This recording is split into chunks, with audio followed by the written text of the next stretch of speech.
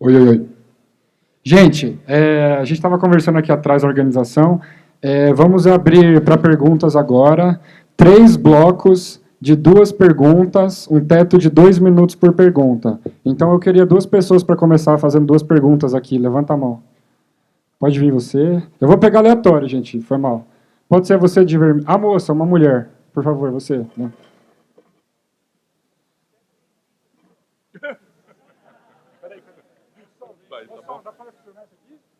Oi. Vem perguntar aqui.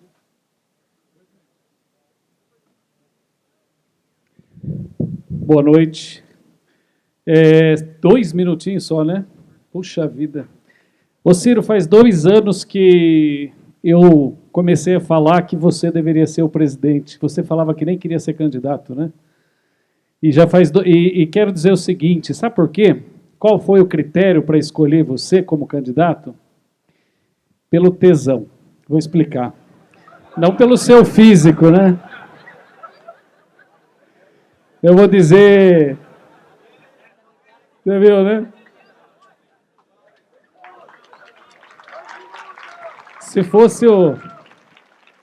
fosse pelo Dória, talvez, né? Mas o tesão aqui, Ciro, é o seguinte: você fala com tanta verve, tanta vontade, e nós estamos vivendo de fato essa depressão política. Então, assim, você fala, quando você diz assim, uma pessoa que pensa o que eu penso, vai ser difícil, né? E eu, obviamente, com uma proporção bem menor, enfrento mais ou menos isso. E aí a pergunta deve ser muito, não é nem uma pergunta, é uma provocação. Você fala, são 2 problemas que eu acho que a gente tem no Brasil. Uma é essa questão de como que nós vamos enfrentar esses rentistas, quer dizer, você lá na presidência, espero que dia 1º de janeiro de 2019 você esteja lá, se precisar de alguém, estamos aqui, Ricardo Guarnieri. Primeiro, como é que você vai enfrentar esses caras? Como é que esses caras vão abrir mão disso? Não vai ser tão simples. E segundo, talvez 30 segundos aqui para terminar, ó a pressão, você está vendo, né? A questão outra, como é que nós vamos enfrentar essa porra do PMDB, cara?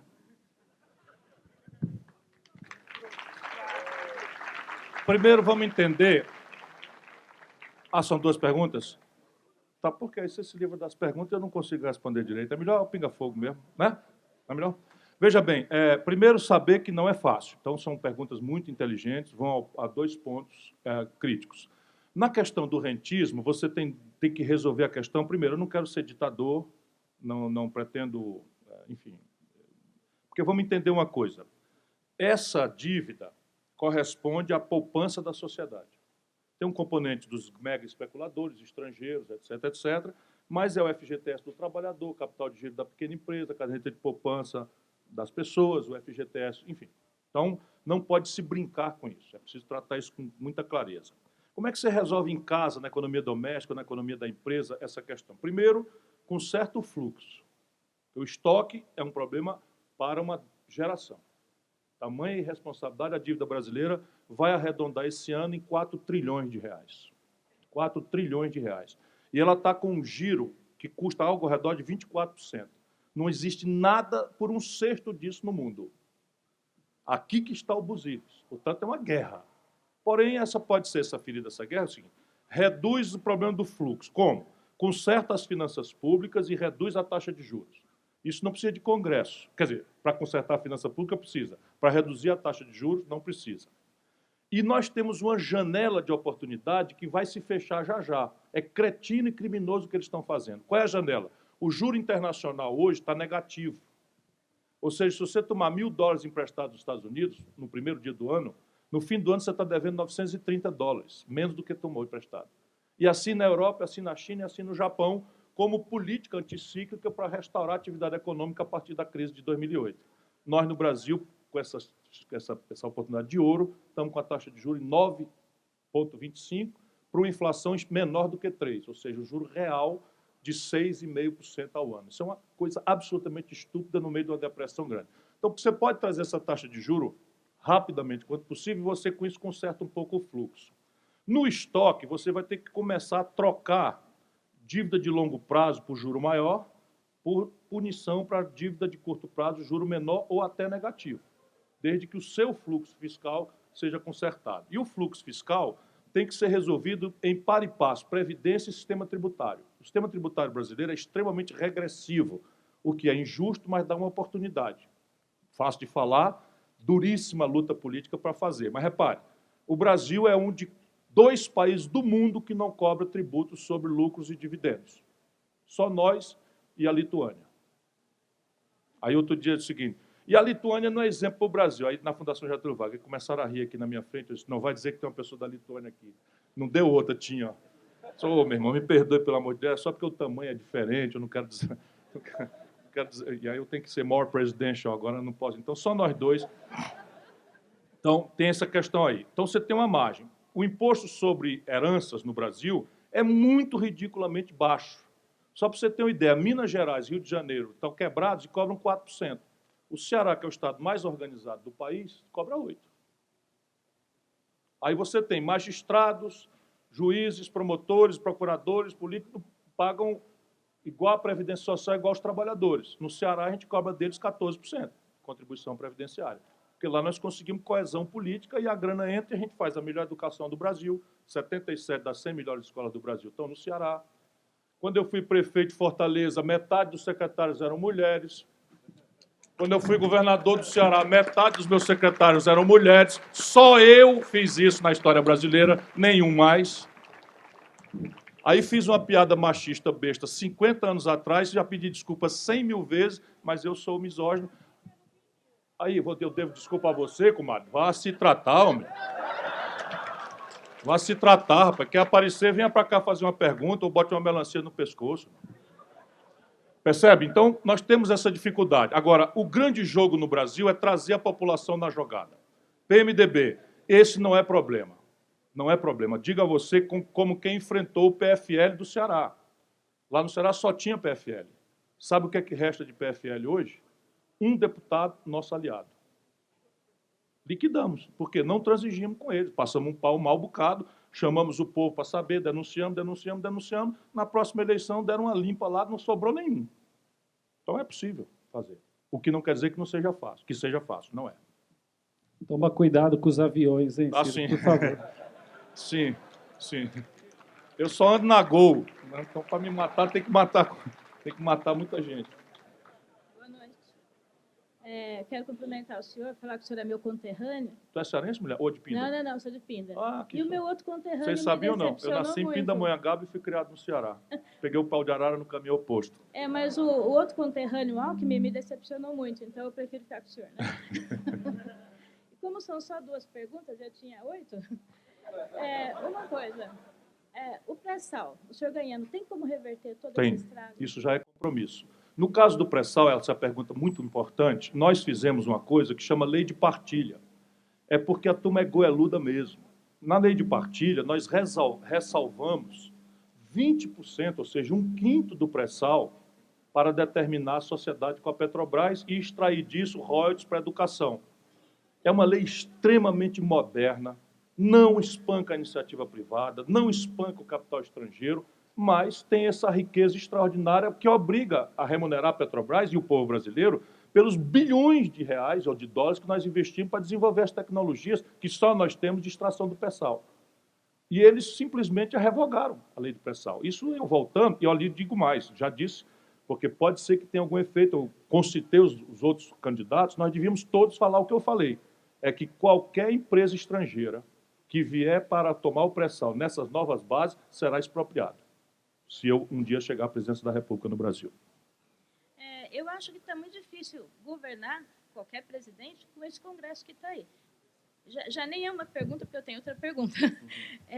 Eu acho assim que o presidente pode até ter assim, muito boa vontade, muita iniciativa, mas o Congresso barra muito. Eu nem vou perguntar sobre isso, senão vou perder a outra pergunta que eu queria fazer, que é se o senhor acha que essa proposta nova de parlamentarismo agora, nesse momento, é um golpe no golpe? Sem dúvida. Mas deixa eu falar na outra questão que você refletiu. Há um imenso ceticismo do Brasil, primeiro porque parece que não há alternativa. Quando a gente formula uma alternativa, imediatamente vem essa vamos dizer, essa rendição a um fatalismo que não corresponde à nossa história. Deixa eu dizer para vocês, o Congresso é tão bom ou tão ruim quanto o constituamos. 100% deles são eleitos por nós.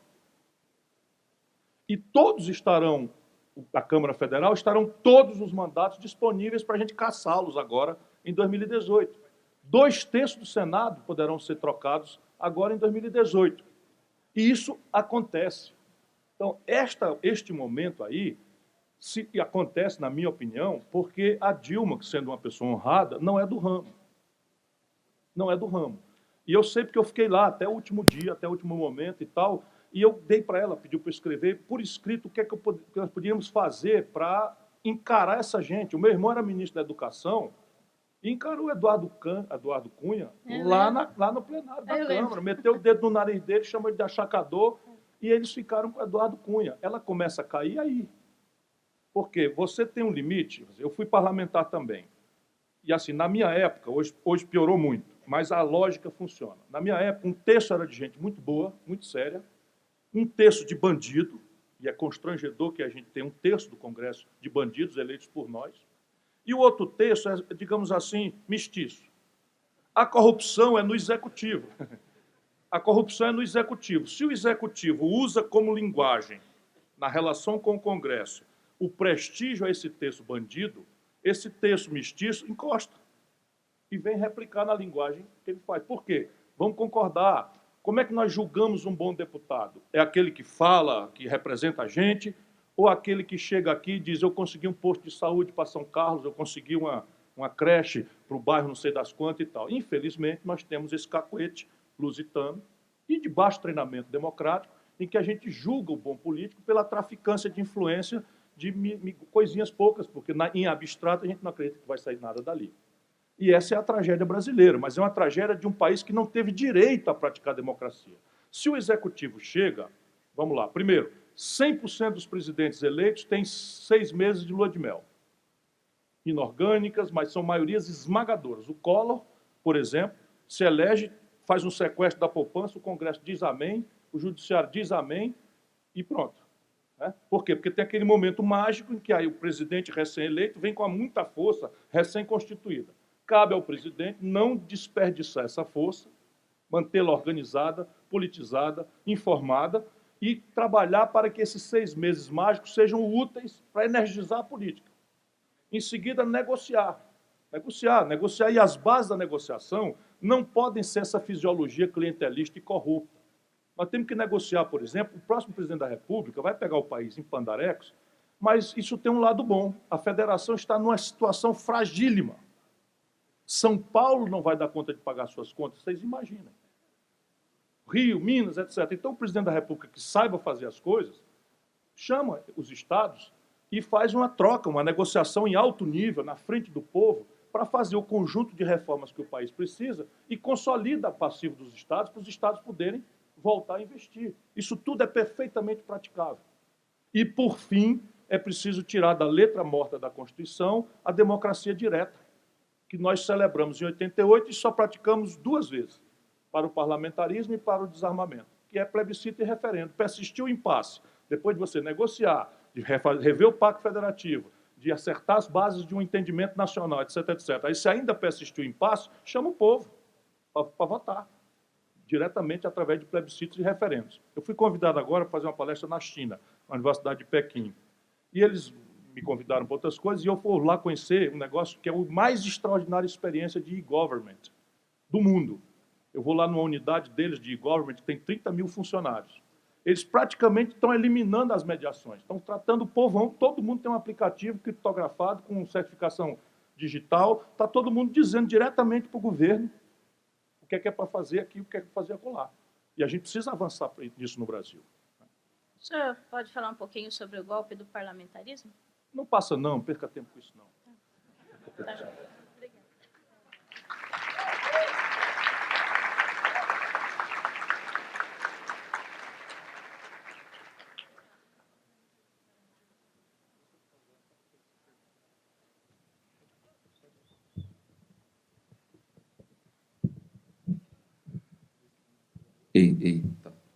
Oi, Ciro, tudo bem? Tudo em paz. Eu sou professor do Estado aqui em São Carlos E eu tô... né? A gente tá tentando, tá dando burro em ponta de faca, tá tentando fazer um monte de coisa aqui. Particularmente, sou professor de física, estou com uns projetos para fazer painel solar com a molecada, coalhar o bairro de painel solar. A gente vai fazer horta, tentar fazer hortas urbanas. Com todas as células fotovoltaicas importadas. Então, por enquanto a gente vai fazer só para aquecer a água, mas enfim. E aí me vem que São Carlos é a capital da tecnologia. Aí me vem a ideia de que aqui na UFSCar a gente forma gestor ambiental, químico, e o lago da Federal está poluído. E aí entra no que a nossa colega falou, de que a população não foi chamada para discutir ciência. A população acha que ciência, lazer e arte são supérfluos e que dá para cortar a qualquer momento do orçamento.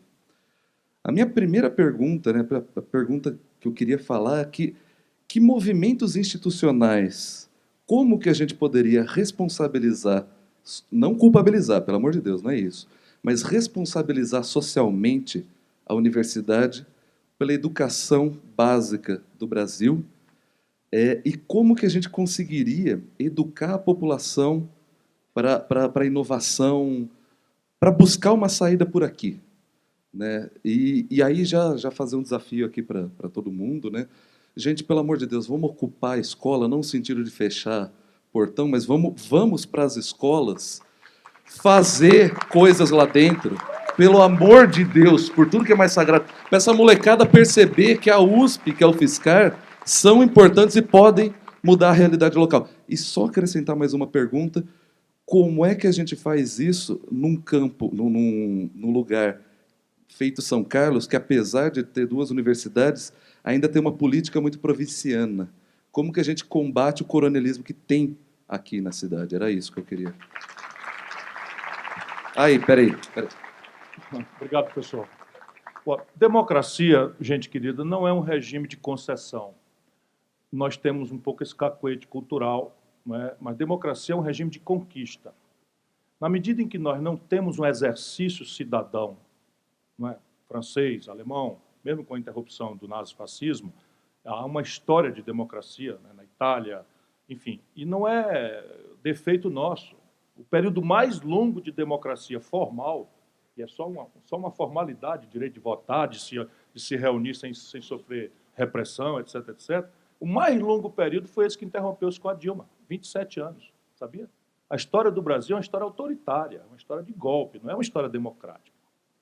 E nós precisamos purgar isso, conhecer a nossa história e, veja bem, quando uma elite olha um povo descuidado de defender seus próprios mínimos direitos, ela pode perfeitamente se convencer de que ele não merece esses direitos.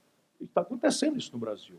Então, assim, a gente bota defeito nos outros e tal, mas há um exercício de cidadania que nós precisamos praticar. Então, não tem solução para a oligarquia, nem coisa nenhuma e tal. Se vira, cara. Eu disse isso outro dia lá em Harvard, com um camarada, o que é que a gente faz? Eu sei lá, né? Eu estou fazendo a parte que me toca desse latifúndio e quero provocar de propósito. Né? A outra questão, não. A outra questão é o seguinte. Como eu te disse, eu fui embora do Brasil, zangado com o Fernando Henrique, aí ajudei a fazer o real com o Itamar. Quando o Fernando Henrique botou lá tudo que não presta dentro do governo, eu não aceitei o honroso convite dele para ser ministro e fui para Harvard. E lá eu cheguei com um projeto de denunciar, vamos dizer, num livro, tecnicamente, por que a inflação no Brasil era uma negociata, como eu mostrei aqui. Aí o professor lá disse assim, mas isso não tem originalidade nenhuma, todo mundo sabe disso. Só nós no Brasil que não sabíamos, eles têm essa obsessão pela inovação. E aí eu troquei de projeto, e o meu projeto passou a ser uma coisa bem interessante, que era descobrir se haveria por detrás da Babel da humanidade, das institucionalidades as mais variadas, das histórias de guerra, de civilizações as mais heterogêneas, etc., se haveria, perguntava-me, algum paradigma comum que explicasse o êxito civilizatório e cuja ausência explicasse o fracasso civilizatório. E eu tenho para mim que sim, que há um elemento comum, qualquer que seja a institucionalidade, e nenhuma delas é transplantável, mas há um elemento comum que eu já meio que pontuei aqui. Primeiro, alto nível doméstico de poupança, ou seja, o capital que sustenta o desenvolvimento é o capital que se faz em casa. E, ao contrário da mistificação neoliberal, o nível de formação bruta de capital de um país não é consequência fatalista do acaso, é consequência de arranjos institucionais que a política faz ou deixa de fazer. Segundo, uma coordenação estratégica, governo, empresariado ou empreendedorismo, universidade. Então, esse é o segundo elemento. E o terceiro, investimento em gente. Esses três elementos faltam ao Brasil. Então, a guia de longo prazo de um projeto nacional há de ser trabalhar esses três fundamentos da coisa. E um dos primeiros, porque é uma relação bionívoca, bionívoca, você é melhor nessa, é uma relação de ciclo virtuoso. Como é que se quebra a inércia? A universidade brasileira passou um período autoritário muito machucada. O período autoritário, ela se fechou em copas para se proteger. Professores caçados, e etc. Enfim. E a democracia ela não conseguiu ainda superar. Então, a universidade é muito difícil que ela saia, pelo menos na velocidade, na complexidade que o país necessita, por si. Quem tem que convocá-la objetivamente é a política. Então, a relação aí tem que ser quebrada por um governo que entenda a centralidade do pensamento científico, técnico, e que dê a ele a responsabilidade concreta de produzir as respostas em humanas, inclusive, e fundamentalmente em inovação e tecnologia. Aí esses complexos industriais aqui, que eu citei como exemplo, todos eles só serão praticáveis se nós tivermos a universidade imediatamente, assim, os cérebros prontos para fazer a resposta, engenharia reversa é o caminho, é a pista mais rápida, mas tem muita inovação. E a rapaziada toda, você tem que criar uma nova burguesia industrial com venture capital, com compra governamental, com incubadora de empresa e tal. É toda uma outra revolução que o Brasil precisa fazer. Eu estou danado de tesão para fazer esse negócio. Obrigado. Beleza.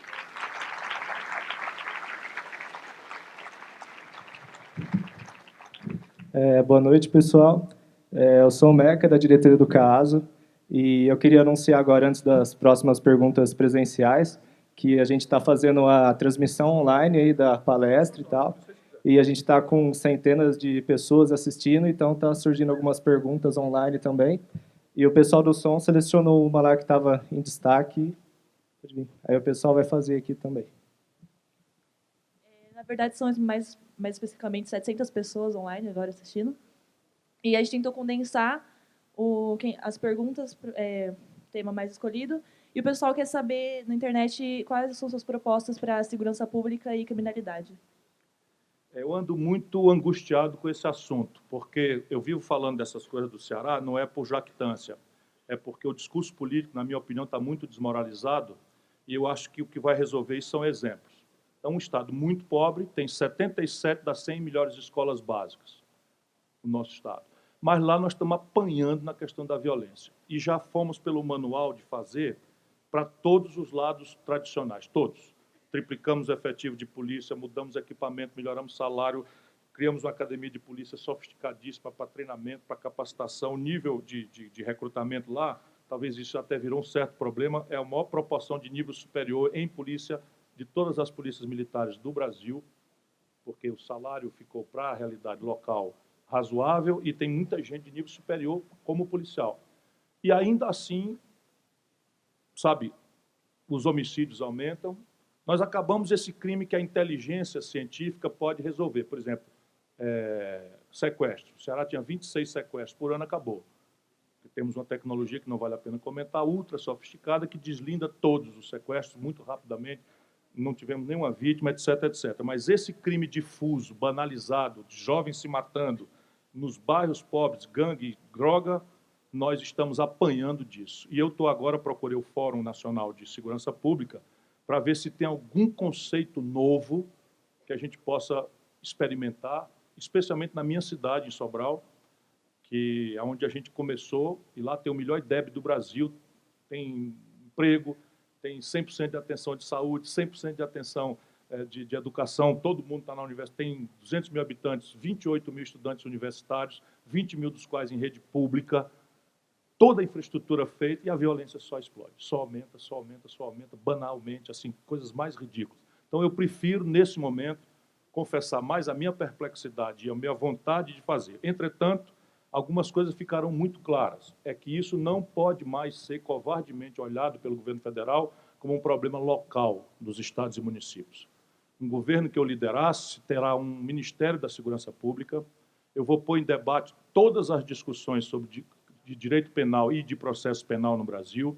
Pretendo descriminalizar todos os crimes simples que não envolvam violência para esvaziar as cadeias desse tipo de crime banal, que as cadeias acabam virando universidade. Algumas coisas eu tenho, pela minha formação, um olhar bastante crítico, mas a União Federal vai botar a mão nesse assunto pesadamente se algum dia eu servir ao Brasil como presidente.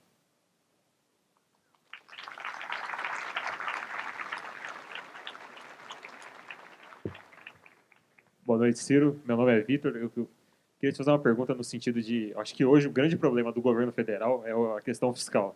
Eu acho que o próximo presidente vai ter que atacar isso de frente. Ontem, no anúncio da meta, superávit, segundo o ministro, vai ser só em 2021, então é um problema gravíssimo. Dentro desse contexto, o que deu origem muito a esse problema no passado recente foram os empréstimos subsidiados do BNDES e as desonerações feitas principalmente pelo governo Dilma, no final do governo Lula. Então, quer dizer, os empresários ganharam muito dinheiro público em cima dessas questões. Recentemente eu vi uma entrevista sua dizendo que iria usar parte das reservas financeiras que o Brasil tem lá fora para consolidar o passivo das empresas privadas, ou seja, trocar... Dívida interna cara por externa. Barato. Seria meio que passar mais dinheiro para eles de novo. Empréstimo. Então, mas mesmo você manteria essa proposta, mesmo com esse passado recente do fiscal? E, além disso, qual seria, detalhadamente, o seu plano para recuperar o fiscal do país? Veja, eu, governador e prefeito e ministro da Fazenda, certo? Não tenho um dia de déficit na minha história, pessoal. Nem um dia sequer. Ao contrário, se os rentistas tivessem um pouquinho de prudência, eles iam olhar um pouquinho menos, retirar um pouco o veto que tem sobre mim, porque eu, governador, tinha 35%, 37% da receita líquida corrente do Estado livres para investimento.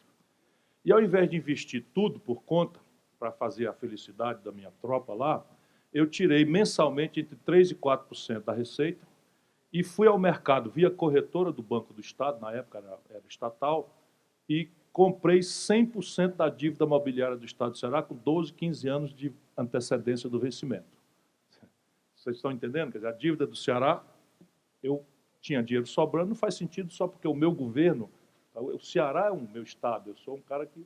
Né? Então, fui lá e comprei 100% da dívida, que naquela data tinha um deságio de 30%, 35%, portanto, eu poupei para o povo do Ceará, nós não sofremos juros, até hoje é o estado mais líquido do Brasil, sendo um estado muito pobre como somos lá.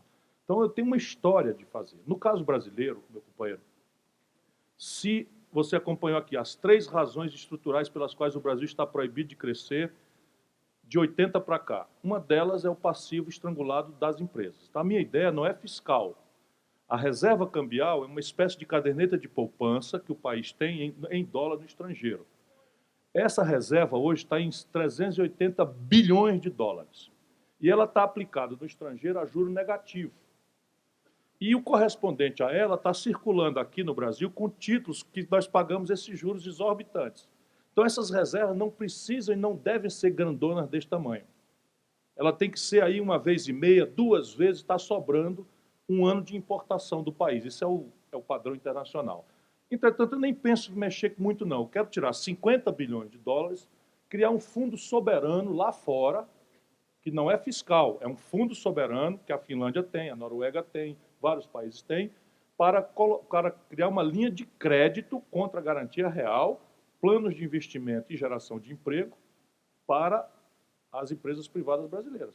Então, não tem subsídio, é risco cambial por conta deles. Apenas o que é que eu faço? Eu troco uma dívida interna estrangulada no juro e no prazo curto por uma dívida externa de mais longo prazo e muito mais barata, mediante um trade-off em que eles se comprometem a voltar a investir no país. Compreende? Por que não usaria, então... Assim, eu acho meio polêmico usar a reserva, porque muita gente fala que ela serve para proteger a moeda na hora de choque. Sim, mas repare bem, há o standard internacional e teórico que você deve ter reservas cambiais com suficiência para cobrir 1 ano e meio de importações. Nós temos hoje quase 4 vezes de reservas, não há necessidade disso. E 50 bilhões eles continuarão na contabilidade do país continuarão disponíveis para defender a moeda. Só que ele virará uma fração disso, um fundo soberano de crédito, não tem subsídio, certo? A mágica aqui é trocar câmbio, né? Risco cambial por conta deles, e garantia real, golden share, seja lá o que diabo for, e contra um programa de investimento. Você ouviu falar corretamente, você não pode usar reserva cambial para construir ponte. Por quê? Porque essa reserva, o dólar vem para o Banco Central entrega o real correspondente a qualquer um que lhe trouxe esse dólar e guarda o dólar lá fora. Se você usar o mesmo dólar sob o ponto de vista fiscal, de comprar uma ponte, de construir, pagar salário, é inflação. Então, realmente é correto. Mas um fundo soberano de crédito, perfeitamente praticável. E o problema fiscal que eu falei? Bom, o problema fiscal brasileiro não tem solução pela despesa. Eu, evidentemente, chegando à presidência, ou qualquer um que chegar, tem que colocar em perspectiva pública 100% das despesas. 100%. Não há que ter critério de omissão de nada. E aí vai saltar aos olhos, assim, qual é a principal despesa fora do quadro? Tem estándares internacionais. Você pega um quadro aqui, o Brasil só tem 2 despesas correntes fora do quadro. Uma um pouquinho acima do quadro, previdência. E a outra exorbitantemente fora do quadro, juro para a dívida. E isso é gasto corrente. Você vê como as coisas são corrompidas no Brasil. Discute salário, discute gasolina da polícia como gasto corrente. E o gasto com juro, que é gasto corrente, não se quer discutir. Pelo contrário, a tal PEC congela saúde, educação, segurança, etc., e deixa livre de controle o que é o serviço da dívida, que representa 48,2% do orçamento. A Previdência representa 27% e o que sobra é para tudo mais. Então, aqui não tem outra alternativa. Primeiro, você tem que crescer a economia para arrecadar mais. Mas tem que consertar a finança pública num novo modelo fiscal, casado Previdência com o sistema tributário, e eu dei algumas pistas aqui. Onde é que nós podemos fazer? Em linha com o mundo. Em linha com o mundo. Ninguém vai tomar susto se eu pegar a legislação comparada. Sabe quanto é o imposto de soberania nos Estados Unidos? Nos Estados Unidos, alguém acha que ali é uma república bolivariana? Não, nos Estados Unidos, do Trump, o imposto de soberania é 40%. Sabe quanto é aqui em São Paulo? 4%. É razoável? Só nós e a Letônia, a Lituânia, não cobramos imposto sobre lucros e dividendos. É razoável? Percebe? São coisas óbvias. Eu fui ministro da Fazenda, eu criei a alíquota de 35% do imposto de renda e reduzi a alíquota para os salários maiores. Você conserta a progressividade do sistema. Porque hoje quem pode pagar mais, paga menos, e quem pode pagar menos, paga mais. Procurem no Google, a Folha de São Paulo publicou essa semana. Eu fiquei feliz de ver que eu falo isso solitariamente há anos no Brasil. Mas é assim, a carga tributária sobre os pobres no Brasil representa 42% da renda. Por quê? Porque o povão nem sabe, na hora que ele faz uma ligação de celular, paga 30% de imposto.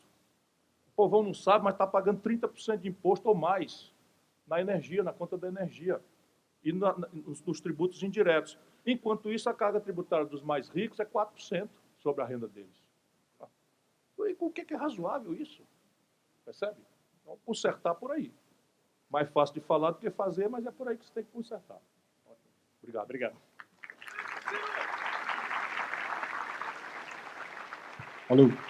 Gente, só para a gente tentar ser o mais plural e democrático possível, tem 10 pessoas inscritas, a gente vai tentar atender essas 10 pessoas, só que com o teto de a palestra aqui vir até as 9h30. Então, mais uns 20 minutinhos. Então, aí, queria pedir até para o Ciro, se você quiser ser um pouco mais direto em algumas, dá para atender mais pessoas. Combinado. Beleza, gente? Agora é o Marcel do Mídia Ninja.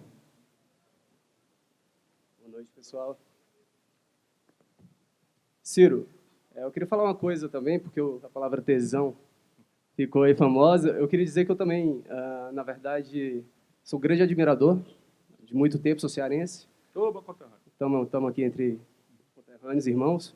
E que você é, para mim, o que o Mangabeira Unger é para você. Então, um guru intelectual que, para quem conhece o Mangabeira Unger, né, isso aí está até para além do tesão, né? É uma coisa importante. A pergunta é mais ou menos o que a gente estava conversando ali. A minha formação é em meio ambiente, eu sou biólogo, sou pesquisador visitante da Unesp, tenho um doutorado em ecologia.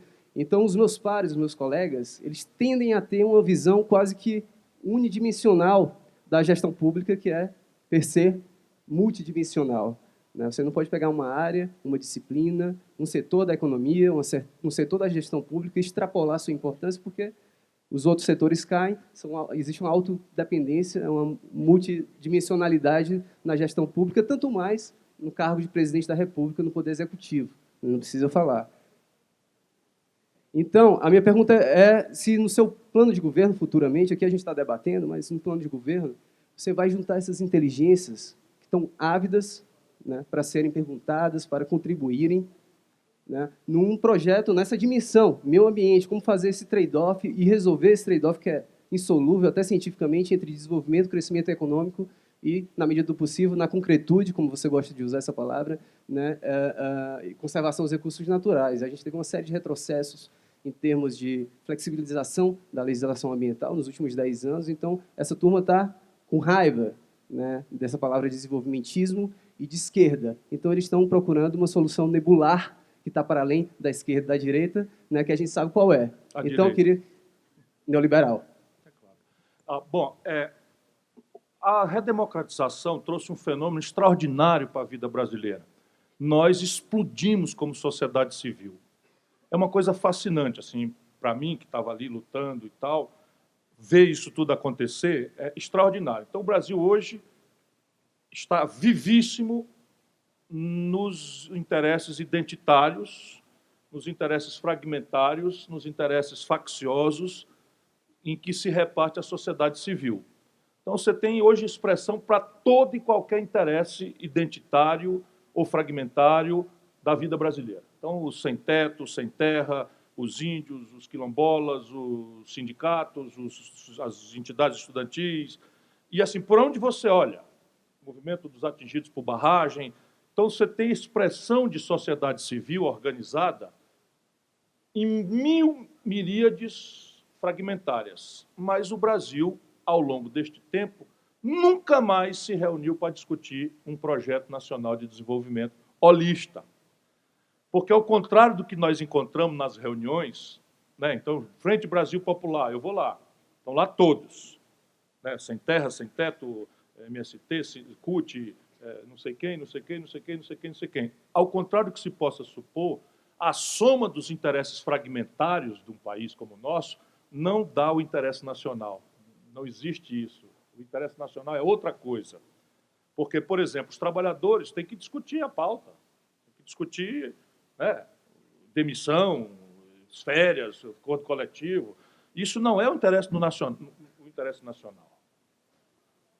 E o interesse nacional está sem patrocinador. Então, a ideia minha, eu me comovo muito com essa ideia de projeto nacional, porque ele permitirá que todas as questões sejam postas na ambiência de um negócio organizado, não é? E que tem a tarefa de tomar o país de onde ele está, com o pé fincado no chão, com o pescoço no laço do jeito que nós estamos, cheio de pepino para todo lado, porque senão ficamos assim. Alguém é encarregado, né, de não deixar faltar energia no país, e esse é do mal, porque a energia não sai do nada, a energia vai ter algum problema. Não é? E aí o outro lá encarregado de defender o bagrão, que está em extinção, né, nas barragens de Belo Monte, de Santo Antônio, de Giral e tal. E esse é do bem. Ora, que é isso? Tem que botar os dois e discutir qual é a matriz energética limpa e barata que o país precisa ter ao menor custo ambiental possível. E essa é a minha vivência. Eu, por exemplo, tangio o projeto de São Francisco. No primeiro momento, por ignorância, e ignorância aqui não é palavrão, ignorância é desconhecimento, não tem informação. Houve uma onda do movimento ambiental contra. Depois, não, tu já parou para pensar? Claro, parou para pensar. Sabe quem fez o comitê de bacia? Sabe quem fez o plano de bacia? Sabe quem contratou os estudos de ictiofauna? Sabe quem contratou os projetos de saneamento de 174 cidades que jogam os efluentes in natura dentro do rio, sem nunca ambientalista nenhum ter dado uma palavra? Eu. Agora, eu quero fazer chegar água para 14 milhões de pessoas que eu conheço de longa data e que, num ciclo de 5 anos de seca, como aconteceu agora, Fortaleza está na iminência de colapsar o abastecimento d'água. Ora, durma-se com barulho desse. Não é? Claro que tem problema, mas e aí? Tem uma tese na Europa, e eu compreendo, se eu fosse um alemão, um sueco, eu compreenderia que é a coisa do retroceder no desenvolvimento. Como é o nome da expressão? Decrescimento. Decrescimento. E aí vem me perguntar outro dia, o que você acha do decrescimento? Olha, se eu fosse um sueco, estou na hora, estou dentro, vamos fazer, decrescer, porque está lá 100% do povo trabalhando, bem empregado, bem com saúde, ganhando renda mínima do Estado e tal, não tem nada que está avançando mais. Para quê? O Japão tomou essa decisão, não quer crescer Se a gente mais. diminuísse um pouco essa transferência de renda para banco, só isso claro, já só isso melhoraria. viabiliza. Só isso viabiliza. Então, veja bem, o Projeto Nacional de Desenvolvimento tem que responder à premissa da sustentabilidade. Portanto, vai ser perpassando tudo, se depender de mim. Porque ambiente não pode ser um voto identitário. Eu vou ser presidente da República ambientalista. Muito bonito o papel esse. Legal. Aí o seguinte, você sabe as contas externas do país que eu falei? Sabe quem é que leva o Brasil nas costas para pagar nossos celulares, nossos carros, nossa eletroeletrônica? O agronegócio e a mineração. Porque são extraordinariamente superavitários em dólar. Qual é a impressão que vocês têm do agronegócio? Deve ser, por média, a pior possível. O país vive, o país branco, letrado, romântico, respeitabilíssimo, diga-se bem da verdade, vive falando mal do povo. Vive falando mal dessa gente que faz. Agora, aí eles pegam o quê? Vão para a direita. Vão para a direita e aí perde o pudor. Resolve fazer trabalho semi-escravo, resolve depredar meio ambiente e tal, e a esquerda não representa essa gente, que é quem carrega o Brasil nas costas. Eu penso diferente.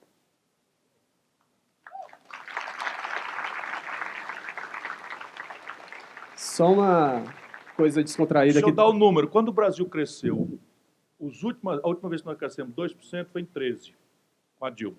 O Brasil apresentou um déficit em manufaturado de 124 bilhões de dólares. Sabe quanto foi o superávit do agronegócio e da mineração? 100 bilhões de dólares. Aí, paga a conta. Perfeito. Eu tenho um grupo de amigos que moram em Londres e atualmente as pessoas estão saindo muito. A gente são cearenses, tem um podcast lá, chama Chá com Rapadura, e me fizeram um pedido para você. Você já falou muito do Temer, inclusive você é conhecido por ser bem franco, impetuoso nesse sentido, e isso não é uma crítica, na verdade é um elogio, porque a gente quer ver isso no político, ele transparente, ele o que ele é, e não essa coisa lá aqui da Prefeitura de São Paulo, né? A gente gosta mais do cirão, da massa. Mas, então, elas me pediram para ouvir um Aí Dentro Temer. Daqui a pouco. Aí dentro, Temer. Isso é cearense lá. Eu estive agora na London School of Economics e em Oxford. Vou fazer a palestra lá.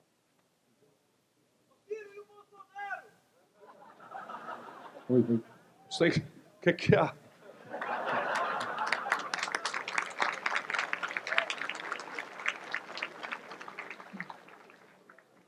Bom, eu queria fazer uma perguntinha também, Ciro. Lógico.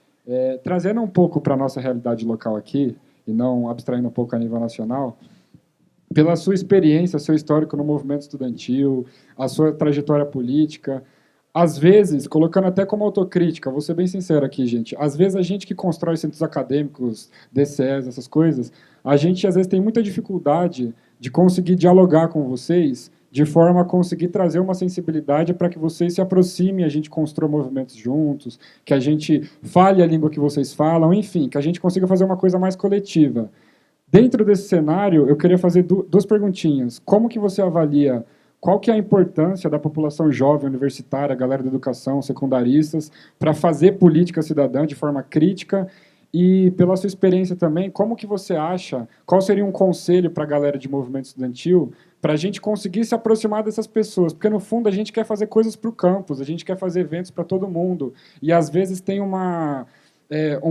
distanciamento muito grande que faz com que se coloque estudante contra estudante. E isso é muito difícil, não é uma pergunta de agora, é uma coisa que desde a época, períodos áureos da Uni, quando o caso era muito foda, não sei o que lá. Então, eu gostaria de saber a sua opinião sobre essas duas questões. Não se assuste, porque esse fenômeno que está acontecendo aqui é um fenômeno absolutamente compreensível. Por quê? Também como beleza da redemocratização do país, o movimento estudantil tomou uma centralidade política muito, muito, muito grande. Assim, movimento das diretas, movimento da anistia e tal, nós estávamos lá e as nossas assembleias eram multidões, etc, etc, etc. O que aconteceu na sequência? os partidos ditos de esquerda no Brasil, ou assim chamado de esquerda, fomos ao poder. E no poder nós meio que nos contradissemos gravemente. E as entidades do movimento estudantil, especialmente as centrais, passaram a ser muito mais veio de transmissão dos partidos para a base do que da base para o governo. Então isso é um problema da CUT. A CUT não está conseguindo entrar nas fábricas, apesar do desemprego, apesar de todo o avanço contra a legislação trabalhista, porque, de repente, a CUT tem que explicar a corrupção, tem que explicar várias contradições do ato de governar, algumas razoáveis, outras inexplicáveis e tal. Como é que se explica que a Dilma nomeia o Levi? Eu, Ciro Gomes, o que é que eu tenho com isso? Aí o movimento estudantil vai explicar isso como? Aí diz, não, aí corrupção, o cara aparece com não sei o que e tal, corrupção, não sei o que e tal, e um estudante vai explicar, diz, não, peraí, porque tem uma perseguição, o Moro está perseguindo. Essa narrativa não cola na massa. Portanto, se você quiser, de fato, restaurar o nexo dialético, você tem que consultar as pessoas e entender o que elas querem. Não é ser demagogo e ir por dentro, porque é uma interatividade em que o líder forma a opinião, mas o líder entende qual é a demanda. Então, na minha época, por exemplo, o movimento estudantil era exacerbadamente político. Eu passava mais tempo no movimento do que estudando. Embora eu tenha sido primeiro de turma a vida inteira, manca, né? Mas, assim, era muito felicitante. A felicidade hoje foi empurrada para o consumismo bobo e tal. A nossa geração se felicitava na insurgência revolucionária, na paixão, no romantismo, na poesia. E isso não é saudade, não. A humanidade vai ter que se reespiritualizar, porque essa felicidade buscada no consumismo não vai dar em nada. Já está dando nessa crise existencial global, que nós também estamos vivenciando no Brasil, e o papel do jovem é indispensável. Indispensável, porque o jovem é a sede da insurgência, é a sede do inconformismo. É evidente que os tempos mudaram, você tem hoje ambientes de exacerbação ascética do individualismo, né? Você fica ali agarrado num computador, conversando sem risco, né, nas redes sociais, e no WhatsApp, não sei o quê, e no Facebook, e no Skype, no máximo de interatividade. Tá? Mas isso também não vai dar certo. A gente tem que ir para a rua, tem que interagir, tem que se abraçar, tem que, sabe, sentir calor. E o papel da liderança é quebrar essa inércia. Não é serviço fácil nesse momento, mas é também maravilhoso o desafio. Te vira, cara.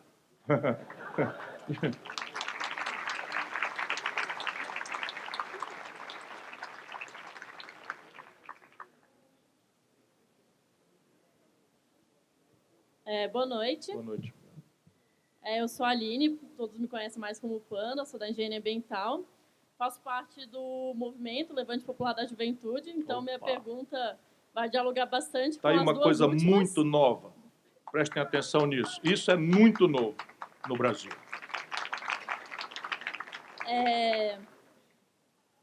Bom, né, a nossa perspectiva, né, enquanto movimento, né, é exatamente a ideia do que você falou muito, né, principalmente na década de 80, o potencial que as lutas e a mobilização social têm de realmente ter conquistas para o povo brasileiro, né, então, em conjunto com muitos outros movimentos que o Levante está, como o MST, que todo mundo conhece, o MAB, que o senhor citou, né, movimentos atingidos por barragens. Então, nessa perspectiva de trazer uma política também que saia da questão puramente partidária, né? Até porque os próprios partidos se afastaram muito dos movimentos sociais e da luta assim, de massas mesmo, mais próxima do povo. E também, né, esses movimentos, agora, você também citou a Frente Brasil Popular, né, estão compondo, então, partidos e movimentos, né, a ideia de uma frente progressista de esquerda, de uma unidade maior, que é a Frente Brasil Popular. Até uma das minhas perguntas era se o senhor está fazendo parte, porque eu não sabia muito sobre. Mas também está havendo a construção do Projeto Brasil, né, que a ideia é trazer essa questão do desenvolvimento nacional e pensar, né, todos esses setores para pensar um projeto para o Brasil mesmo.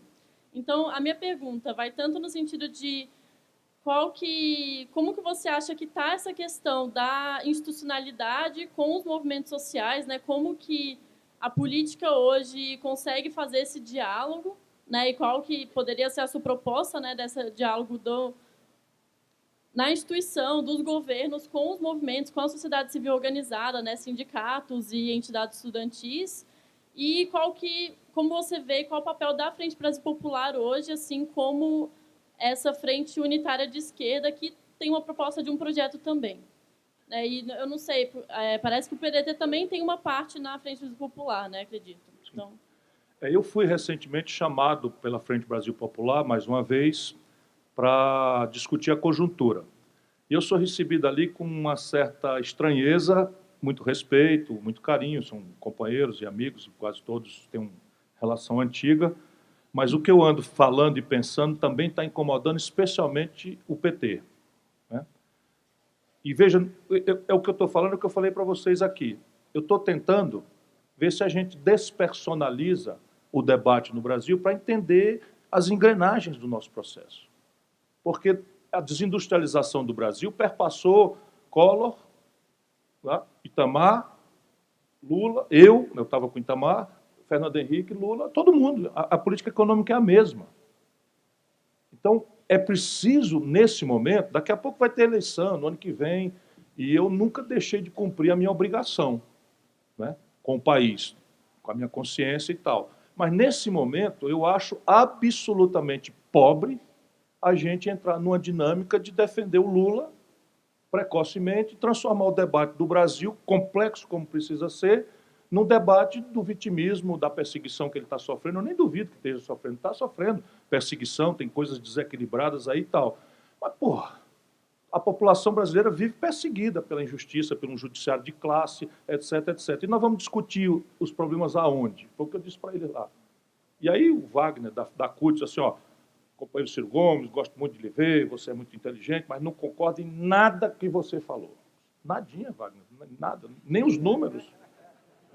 Percebe que é um cara assim, o cara já está armado.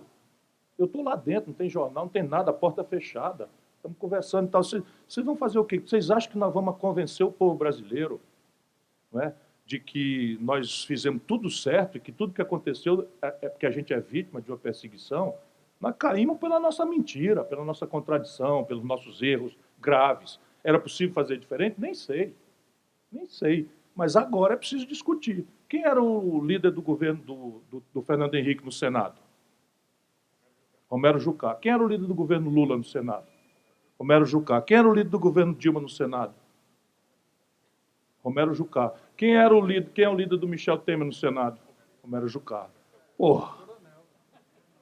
Espera um pouquinho, o que eu tenho com isso? Eu já fiquei, já ajudei, todas as vezes eu ajudei. Agora, caramba, espera um pouquinho. O Eliseu Padilha, o Moreira Franco eram todos do governo da Dilma. Quem botou o Michel Temer na linha de sucessão do país? Pergunta simples. Foi o que eu disse para ele. Quem botou o Michel Temer na linha de sucessão do país? Foi meu bom amigo Lula brincando de Deus. Hiperpopular. Resolve dar um dedaço e botar uma pessoa inexperiente, experiência política anterior nenhuma, para presidente, achando pouco, bota o Michel Temer, o chefe de quadrilha, vice. Quem deu o poder ao Eduardo Cunha de virar presidente da Câmara? O Lula entregou Furnas para ele. E eu não reclamei hoje, não, eu reclamei na data. Reclamei na data. Meu irmão, volta a dizer, foi lá e meteu o dedo no nariz dele. E a Dilma ficou com ele. O que eu tenho com isso, cara?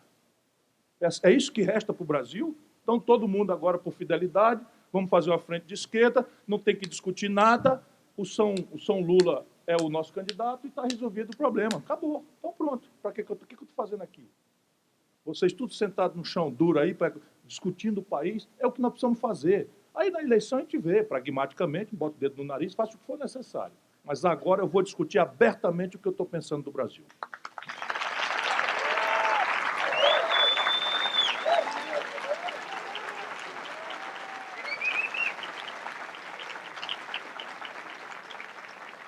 Gente, como a gente já está se encaminhando para o final e ainda tem algumas pessoas para fazer as perguntas, eu queria pedir para as pessoas que estão aqui, que se inscreveram, enfim, 1 minutinho no máximo, e aí, de novo, o Ciro tenta dar uma segurada.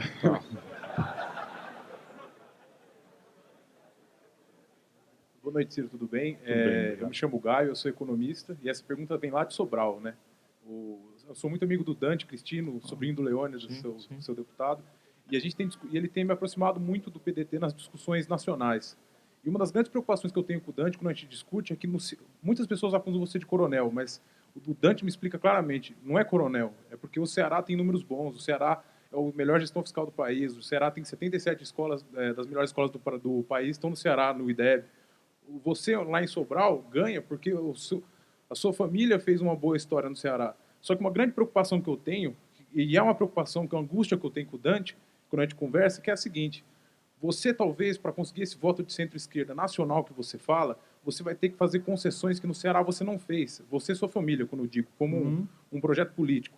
No Ceará, para vocês terem uma gestão fiscal boa, vocês aumentaram a contribuição do servidor público de 11% para 14% nos grandes salários, que está corretíssimo. Isso é uma política de esquerda, se você for raciocinar. Claro. Vocês também fizeram um teto de gasto, despesa de custeio, que muita gente demoniza qualquer teto de gasto. Claro que esse teto de gasto que o Temer fez é uma bosta, mas a gente pegar um teto de gasto racional, razoável, separar despesas, é muito bom. Mas eu tenho preocupação que essa centro-esquerda que debate com você, a minha preocupação é que ela não vai aceitar esses tipos de concessão e que ela não está preparada para esse modelo que você prega, que tem um custo fazer um modelo desenvolvimentista. Manda um abraço para o Dante, se ele está vendo a live aí. Dante, muito obrigado. Um grande abraço, meu companheiro. Veja, a pergunta lúcida, a resposta está nela. O cara que pensa o que eu penso, que fala o que eu falo, que tem as contradições que eu tenho, vai passar o pão que o diabo amassou. Agora, se eu for eleito, eu entrego. Vamos ver. Vamos ver.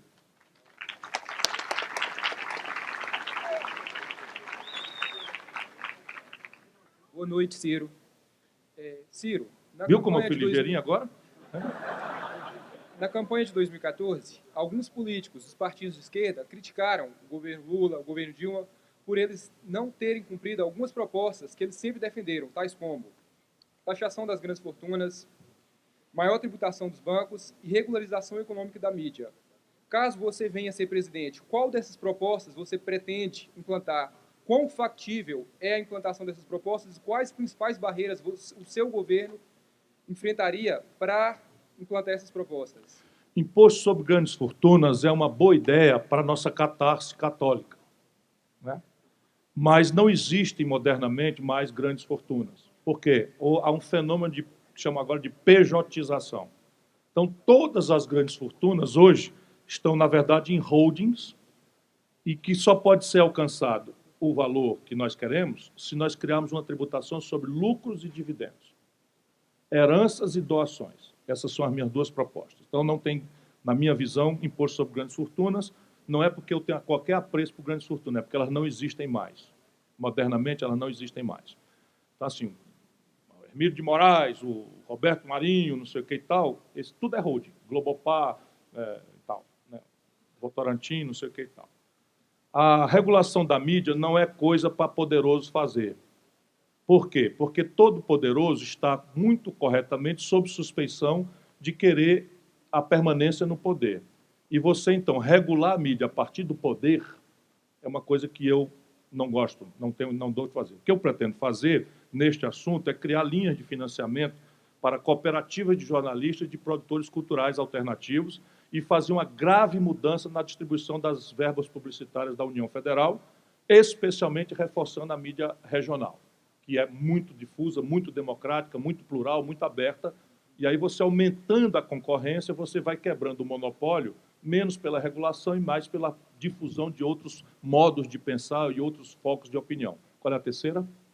Sobre a tributação do sistema financeiro dos bancos. Aí, lucros e dividendos, pesadamente, do banco. Obrigado.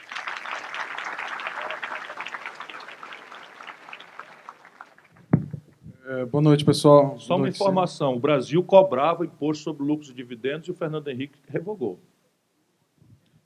O Banco Imobiliário tem, né? O mundo inteiro tem, menos o Banco Imobiliário do Brasil e da Lituânia. Não tem nenhum lituano aí. Pessoal, boa noite, eu sou o Eduardo, eu sou professor, sou lá de Araraquara, eu vim para cá. Araraquara é vizinha nossa aqui. Sim, sei. E eu queria que você falasse um pouco sobre o ensino médio. Todo mundo está aqui, ó, todo mundo que estuda, passou por um professor. E, infelizmente, a sociedade... Pô, já está concluindo, já? Infelizmente, a sociedade vira as costas para a escola pública E o abismo que se criou entre uma escola particular e uma escola pública, não só o abismo técnico, o abismo de um estudante se achar estudante, é gigante. Quando eu ministro aula noturno, eu vejo lá o frentista, a garçonete, a manicure, todos ali cansadíssimos, querendo encarar uma aula, mas sabe que o que eles vão fazer com aquela oração coordenada, com aquele verbo intransitivo para a vida deles, porque eles sabem que a vida deles já está ali, marcada para reprodução. Como essa reforma do ensino médio proposta pelo Temeroso aí é ridícula. É ridícula. E ele está propagandeando maciçamente isso na mente da galera, como se isso fosse o correto. E a educação, que é uma área tão democrática, está sendo totalmente esmagada na bota dos caras. Meu. O que dá para se fazer no ensino médio para resgatar essa juventude tão, como você falou, tão perplexa, sem saber o que está acontecendo? Obrigado. Obrigado a você. Obrigado.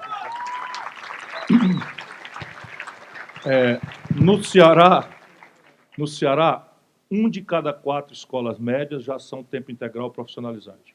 E nós vamos avançar para todas. E essas escolas revolucionaram a atitude das crianças. E porque nós fizemos, como não dá para fazer tudo ao mesmo tempo, nós fizemos elas serem preferencialmente locadas em ambientes de muita pobreza. É uma revolução de expectativas na cabeça da meninada, vale a pena ver. Aí eu vou contar uma coisa para vocês que parece mentira e vocês têm que pesquisar para ver se é mentira ou não. O Ministério Público, assim, então, o acesso a essas escolas foi dito exclusivo para egresso da escola pública. Como elas ainda são 1/4 apenas, então ainda tem uma demanda maior do que a oferta. E aí o Ministério Público do Ceará obrigou o governo a fazer um TAC, termo de ajuste de conduta, para criar cotas para filho de rico. Egresso da escola particular. Isso está em vigor lá no Ceará, tem uma cotazinha para... mas tudo bem. Fez lá, e nós achamos engraçado, né? Porque a ideia é universalizar. E estamos avançando. E é isso que tem que ser feito. O Ceará é um dos estados mais pobres do Brasil. Por isso que eu sou, assim, comovidamente crente de que é possível. A reforma do ensino médio é uma tragédia. E você fazer isso com base em despotismo esclarecido não tem mérito nenhum. Nós temos que pôr isso em debate depois, claramente. Aliás, um novo paradigma pedagógico é o que o Brasil precisa discutir. Porque esse fordismo que prepara o especialista e tal, isso também é lixo. Então, nesse pacto que você falou, a educação tem que estar contemplada. Central, e tem que o seguinte, o governante tem que ser perseguido criticamente pelo gasto per capita por aluno ano. Se não mudar o gasto por aluno ano, tudo é conversa mole e mentira. É isso.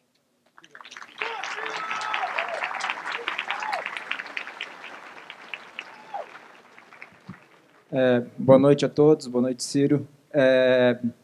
Rapidamente, lógico que não vai dar para desenvolver o raciocínio, mas, basicamente, considerando que, hoje em dia, falar em separação entre rentismo e capital produtivo é uma coisa um tanto arcaica e, né, não corresponde à realidade, os capitais estão todos misturados, e que a questão, por exemplo, da desindustrialização brasileira não é simplesmente uma escolha errada de uma política econômica de governos, mas uma decorrência da inserção subordinada da economia brasileira no mercado mundial. Como você pode defender, obviamente agora em poucas palavras, mas você pode desenvolver o raciocínio, primeiro, como defender um projeto de desenvolvimento nacional sem ruptura com o mercado mundial, portanto, sem um processo minimamente de transição socialista. Segundo, considerando esse caráter da burguesia nacional hoje, que ela é ao mesmo tempo rentista e naquilo que ela pode, ela também investe na produção quando lhe é conveniente, como você acredita, então, que vai minimamente conseguir fazer uma congregação, né, um consenso nacional para implementar esse projeto sem um forte conflito, sem chamar as classes trabalhadoras e populares para a luta, né? E, por fim, rapidamente, se você quiser falar ou não, se você se considera socialista. Quando essas questões me vêm à cabeça, eu costumo perder o sono. Então, tenha clareza que, por mais que eu seja obrigado a ser objetivo e prático na resposta, eu sei, porque eu sou lúcido, muito vivido, muito experiente, quanta verdade há no seu desenho. Entretanto, eu também tenho uma atitude psicológica de ser avesso a impasse. Como é que eu penso? Eu penso, ilusório que seja, ingênuo que seja, mas não creio que seja tanto, que nesse especial momento no Brasil há uma fissura a ser alargada, né, num projeto de centro-esquerda, não é um projeto de esquerda nem socialista, portanto, aí está lá já a minha modesta resposta, não me considero um socialista revolucionário, eu sou um reformista e meu tempo agora é tentar fazer essa reforma para que os meus filhos possam aprofundá-la, os nossos filhos possam aprofundá-la. Nesse momento, a fissura é a seguinte: quem produz no Brasil está sentindo que tem uma coisa profunda e definitivamente errada. E é grave assim, as multinacionais estão se desmobilizando do Brasil. Então é uma coisa assim, é uma situação tão grave, tão peculiar, que a fissura se apresentou. Entretanto, como você coloca corretamente, há uma esquizofrenia, eu estou até usando uma palavra mais agressiva do que você usou. É que o camarada, ao tirar um excedente na pessoa física da empresa que vai mal, ele fica paralisado no rentismo, no interesse rentista. Como é que eu imagino que você pode quebrar essa lógica ainda no ambiente de reforma? Certo? Com o jeito que as coisas estão aí, a adicionalidade em vigor, etc. Eu acho que se a gente puxar a taxa de juros para uma rentabilidade média abaixo dos negócios da economia real, a gente deslinda essa esquizofrenia. Não, ela vai espernear loucamente, mas isso é uma coisa que você faz sem o Congresso. E há uma janela de oportunidade para você fazer, porque o galope dívida-PIB vai chegar para o próximo presidente 90%. Portanto, nós estaremos na vizinhança de uma iliquidez do crédito público, que talvez imponha uma certa racionalha nessa gente que é extremamente selvagem. Eu ouvi de um banqueiro, quando eu fui candidato em 2002, interessado nos meus textos, não sei o que e tal, doutor Olavo Setúbal. Muito bonito o que você pensa, não sei o quê, perguntou detalhes do que eu penso. Quando acabou, foi me levar na porta e disse assim, ó, para se eleger, você vai lá e diga o que você quiser. Agora, se você for eleito, vem aqui conversar conosco, senão a gente lhe derruba. Então, eu conheço como é que funciona. Vão tentar me derrubar, eventualmente, mas não creio, enfim, que será tão fácil como foi com a Dilma. Isto dito, nós precisamos criar essa emulação, né, de um projeto de reindustrialização do país por grandes complexos. Se eu tiro como uma fração das reservas e ofereço para consolidar passivos, eu começo a desorientar esse grande pacto conservador reacionário no Brasil. Isso tem possibilidade de sucesso? Tem. É arriscado? Muito, não é pouco não. Vamos ver. Agora, o povo tem que estar na jogada o tempo inteiro, de forma organizada, lúcida, bem informada. O sistema tributário, por exemplo, só passa num referendo, não passa no Congresso. O que eu advogo.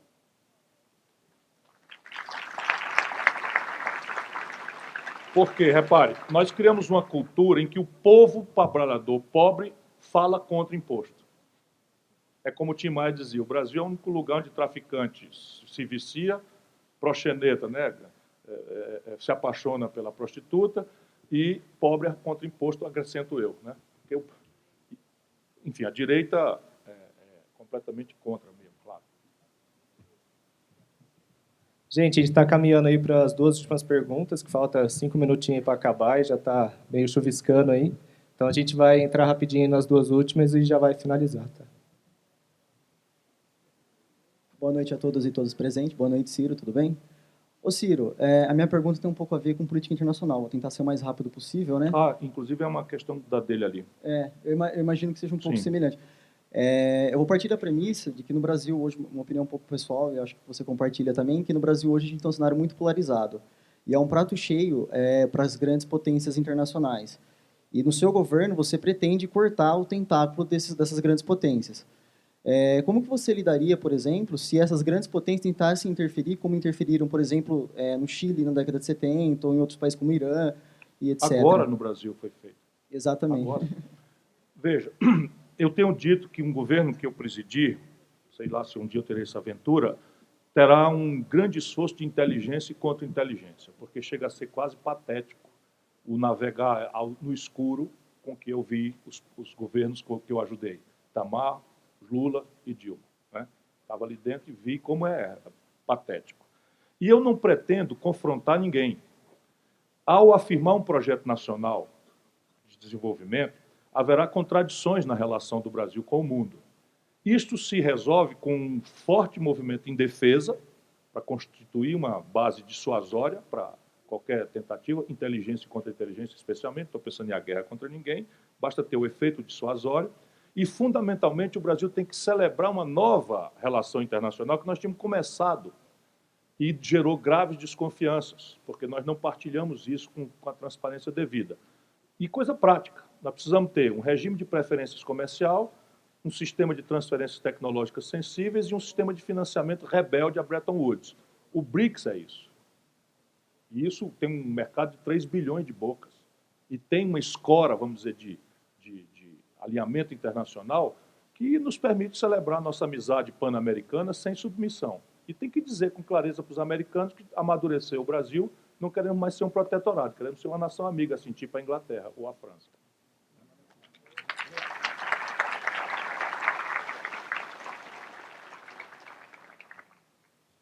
Boa noite, Ciro. Boa noite. Primeiramente, eu queria me apresentar. Meu nome é Edson Fernando. Eu sou presidente da Juventude PSDB de Ibaté, então Opa, acredito que eu sou obrigado por ter vindo. o mais antagonista daqui. Não, obrigado por ter vindo, fico feliz.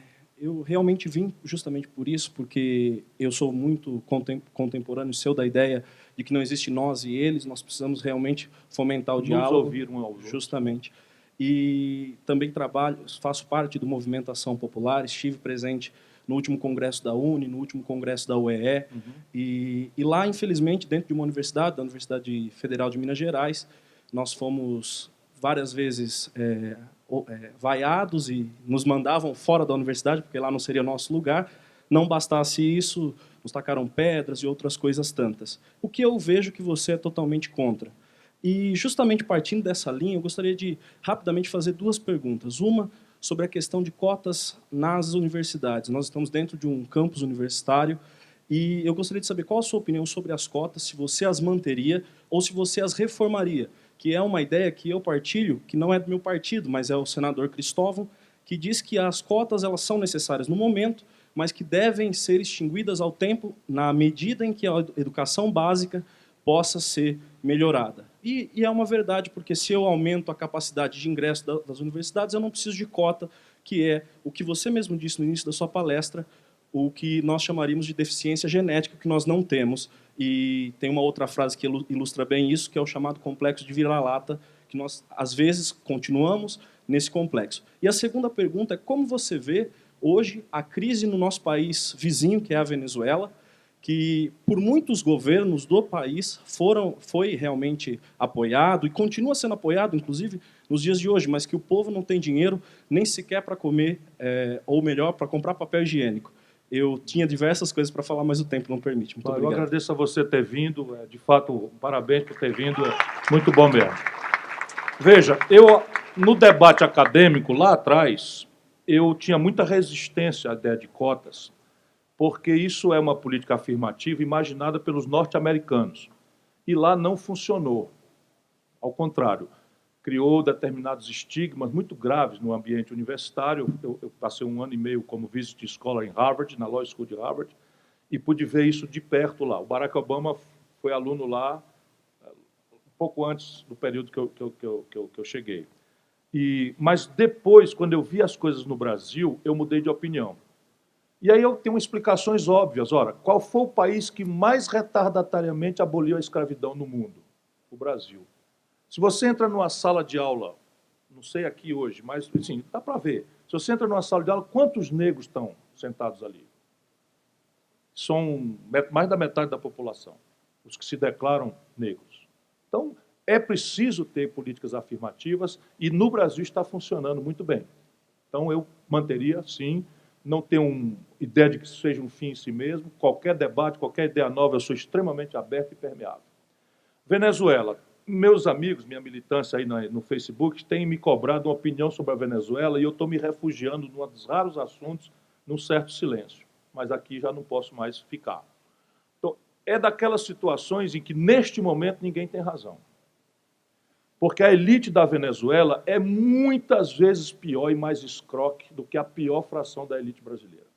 Golpistas, americanófilos, espiões, serviçais da CIA, enfim. E o que aconteceu com a Venezuela? Isso é uma coisa antiga. Eu conheci o Chaves há muitos anos atrás e ele, brincando, dizia que o livro de cabeceira dele era um livro que eu escrevi com Mangabeira Unger.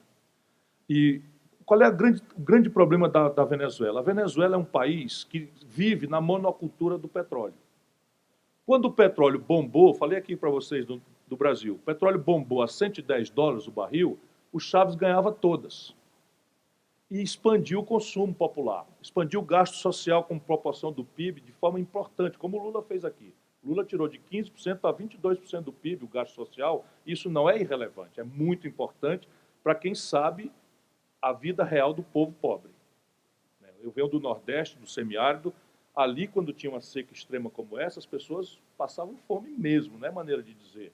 Faziam saques em mercados no interior, vinham para a capital se humilhar, pedir esmola. Isso sumiu da realidade brasileira, porque políticas sociais compensatórias baniram a fome do lar. Então, lá na Venezuela também houve essa expansão, só que o sistema tributário deles, muito pior do que o nosso. A carga tributária, quando eu estudei, eu vou me atualizar um pouco, porque é um debate sobre isso, deles não passava de 10% do PIB.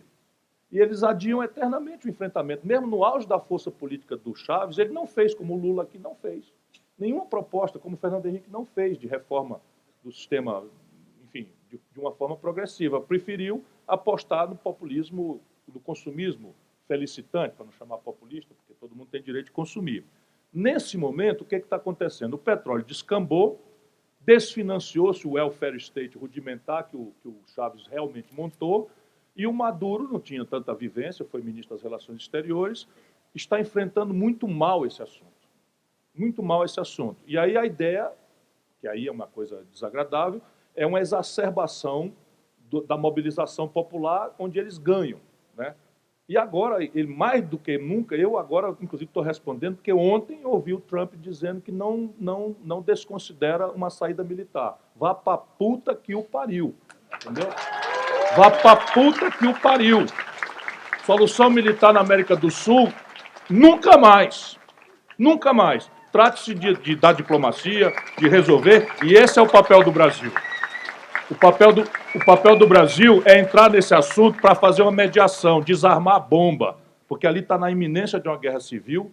Ninguém, a essa altura, tem razão, mas o lado institucional ali ainda é o presidente eleito. Então, o Brasil tem que cumprir sua tarefa de entrar ali, mediar, e não é alisando o Maduro e as contradições dele, nem apoiando uma oposição escrota como essa de lá. Desculpa as palavras, porque eu estou muito indignado com o que eu estou assistindo. Saibam que, pela primeira vez em tempos de paz, o governo brasileiro, do senhor Michel Temer, convidou as Forças Armadas norte-americanas para fazer um exercício militar conosco na Amazônia, na fronteira da Venezuela.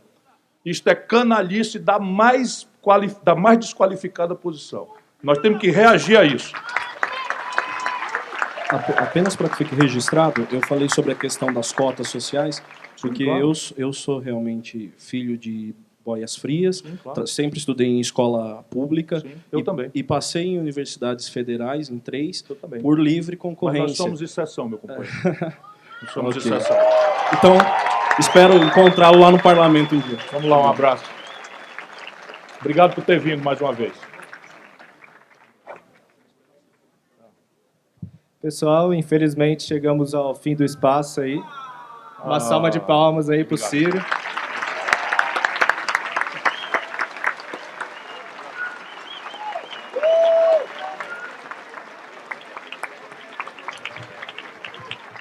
Caso agradece a presença aí.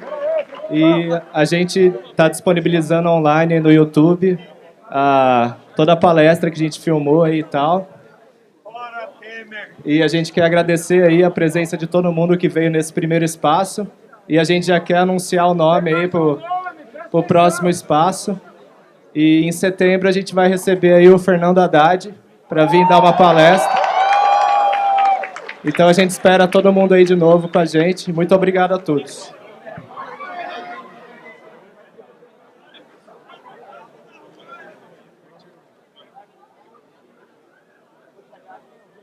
Vamos descriminalizar a maconha.